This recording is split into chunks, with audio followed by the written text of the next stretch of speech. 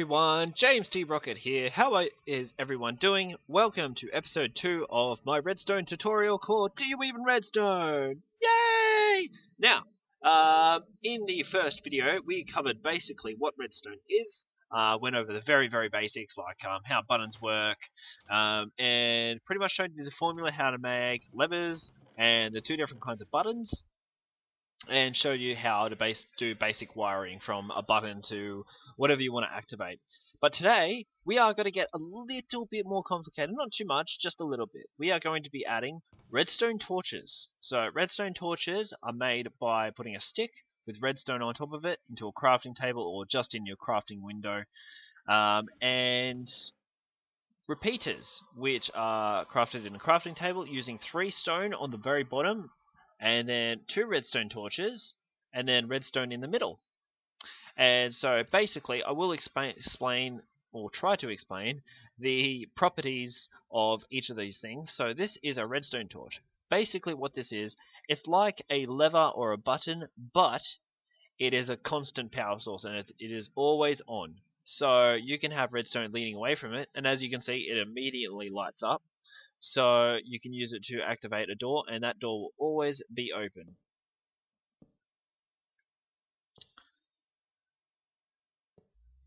Maybe.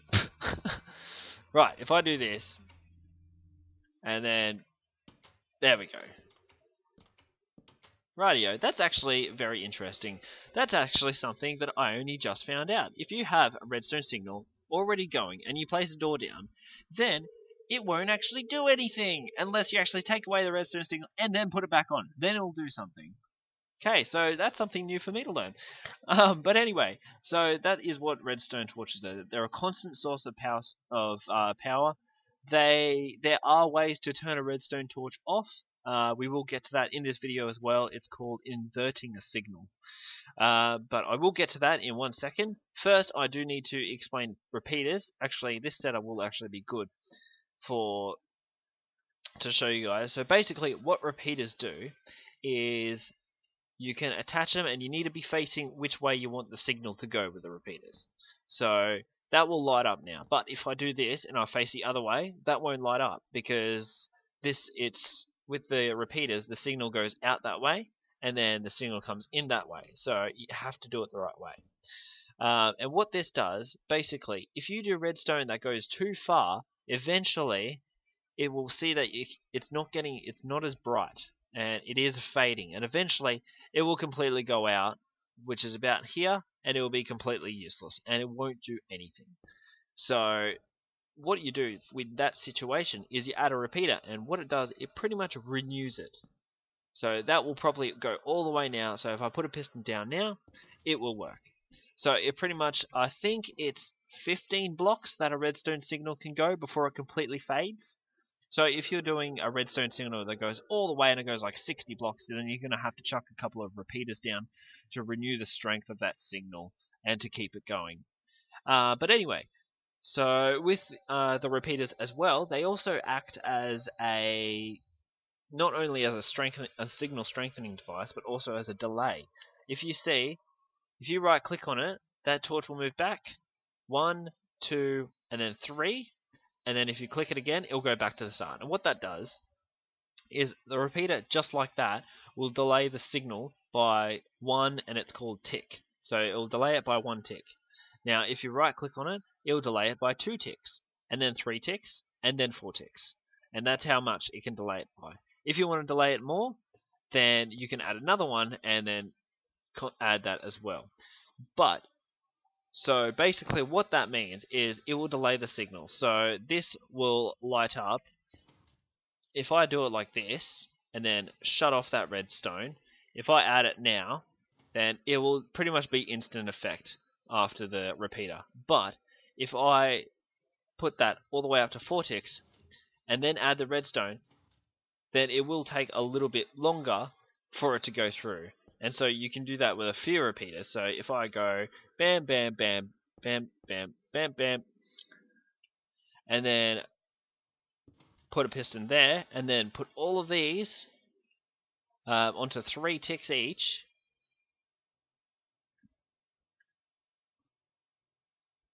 like so, and then destroy the redstone signal, wait for it to go out, and then I add it again, then it will take a little while for it to get to the piston. So it's a good way to delay it. There are better ways to delay, which I will get to eventually, but that's basically how repeaters work.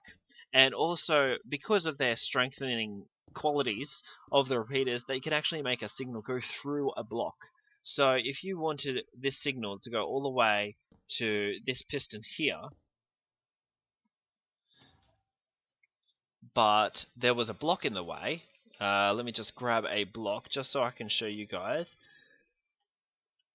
Alright, so there was a block there. Or you can even do it so that it was an entire wall. And so it cut off that signal. But if you put a repeater down here, then it will still reach through that block and then it will still get to it. So it's a great way to hide it actually. So if you put a piston here, then it will still work as well, because the redstone is strong enough to actually go through the block into the next block, which is the piston. So it's actually a really good way to disguise certain traps. I can't think of any right now that I can give a display on, but that's basically what the repeaters and torches do. Now, I did say that I'd get around to talking about inverting a signal. So basically what that means is if you have a piston that you want to stay out. So if you have a bit of redstone, a couple of blocks, and then have a button, then if you want to do it like a door, let's just say that you want a piston door. So if you go like this, and then make that redstone travel up one block, as you can see, and okay, and then put two pistons there, and the redstone is touching both of those pistons, so it will activate both of them. And I realize that it needs to be sticky pistons. So let's just say this as a situation. You want to have a door made out of blocks rather than an actual door. You can do that, but you can't do it like that because obviously it won't work at all apparently. Let me just get another button and move it down. That way it'll work. So those pistons will come out, but that won't work. And I'll show you why. Because if you come along here, if you want to build the door like this, there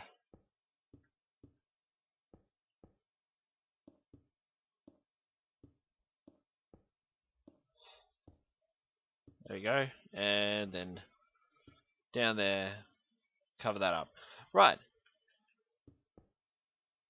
there we go. So that won't work because it will stay open until it closes. Until you press the button, which will temporarily close it. And you don't want that. You want it to stay closed until it temporarily opens so you can walk through it. Now, the way to do that is to make it so it constantly has a redstone signal coming to that piston, and then have your button press actually stop that signal. So the best way to do that is inverting the signal. So if I have my pistons here just as a display, and then I've got my redstone coming from it to here, I will have a redstone torch here, and that will power the redstone, and it will constantly go. Now, the way to invert it is to make this redstone torch turn off, and the way to do that is to send a signal to the block that it's on. And that's basically it. So you don't need to do it. You don't even need to do the redstone torch on top. You can do it here as well, and it will still work. So all you need to do is add a redstone signal, and then that torch will turn off temporarily, and it will come off. So if you go to this, and obviously it's not going to work now because it's not raised, but if I put the redstone torch back on top here, and then have the blocks leading to it, then if I hit this button, then it will invert then it will turn off the torch, which will actually turn off the signal and allow it to open. So let's try it actually with the door. So instead of that redstone there, we'll put a torch there, which will light it up and activate those pistons, and then we still have a line of redstone going towards the block that the torch is on, and that door is closed now. So if we hit this button, that means that the redstone signal will go to that block, which will turn off the torch, which will stop a redstone signal here, and that will turn off the pistons and make them retract.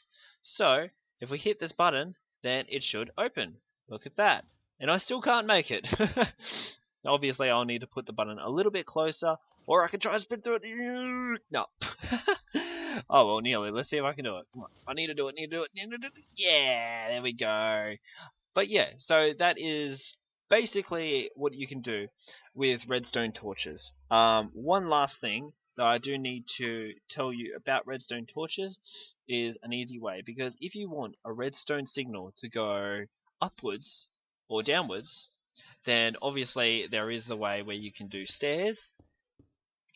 So if we keep going up like this, and then want to go up and up and up and up and up to reach the piston. So you want to do it so that it has a button here, and then you want the redstone to go all the way up to the piston you want to activate. So you can do this and have it just keep going up a stair-like structure like that, and then obviously to the piston, and then it should work. Yep, there we go. But it takes a lot of materials, and it also takes up a lot of room.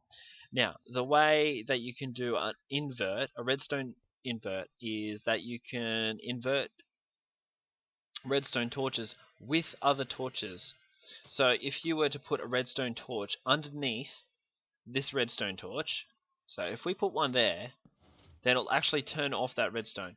So we'll do it here on a clean slate. So a redstone torch, and then we put a block on top of it, and then we put another redstone torch there, and that will turn off, because there's an active redstone torch underneath that. Now, there's another way, and then you can keep going up like this. So if you put another block, and then another redstone, and this will stay on because there's no redstone signal going from this one. Okay, and then if we put another block on top of that, and then put another torch there, then that will turn off because there's a redstone signal underneath there. But, so there is no redstone signal at all. So if we put this here like that, so that should work. So that will work. That piston will extend if that torch turns on, and you want to have the button down here. So what you do, you invert the torch, that torch, by sending a redstone signal into the block that it's on, like I showed you over there, and that will turn that one off, which in turn will turn that one on, which will turn that one off, which will turn that one on. And so all you need to do is have a button here. Now this should activate it. There we go. So as you can see, it inverted and then it went back to normal after the button came back out and the redstone signal stopped. So that's the way you can send a signal directly up with only one block room. And so yeah, it is a very easy way of compressing it down and making redstone a lot simpler and less redstone completely surrounding you and getting crazy. And there's also, of course, a way to make the redstone go nearly directly down. It's not as direct as one by one block. It's actually a 2 by 1 block. And it is a little bit more complicated. So, what you need to do, so if you're up here, okay, let's just go with here, and we have a button here that you want to press and it'll activate a piston that's all the way down here. So you can make the stairs of the redstone signal going down.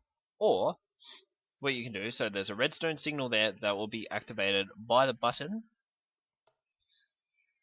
So, and of course, if there's redstone active on a block, then it will turn off any torches that are on that block as well. So if you put a redstone torch there, then you hit that button, and it will actually turn that torch off. So, in turn, if you put a bit of redstone here, it will constantly be active by that torch, unless that torch turns off, which that redstone will turn off. And so if you put another redstone torch on the side again, then, and this is how you make it 2 by 2, and that will turn off until that one turns off, which means that one will have to turn off, which means that one will have to turn on. And they'll pretty much constantly invert the signal, and then you can put one more down here, and that's a repeater, that's not a stone block. And so you can have another one here, which means that won't turn on until that one turns on, which means that needs to turn off, which means that to turn off, which means that needs to turn on. And then you put a redstone torch there, obviously, and voila, you've got your piston extended, which will de-extend once you press this button. Ta-da! But yeah, so that's basically how you can use repeaters and redstone torches. There are more complicated ways to do it, but I will get to them in later videos. But that is a little bit of redstone that will make things a lot easier for you in the future, and a lot easier pretty much in general with redstone.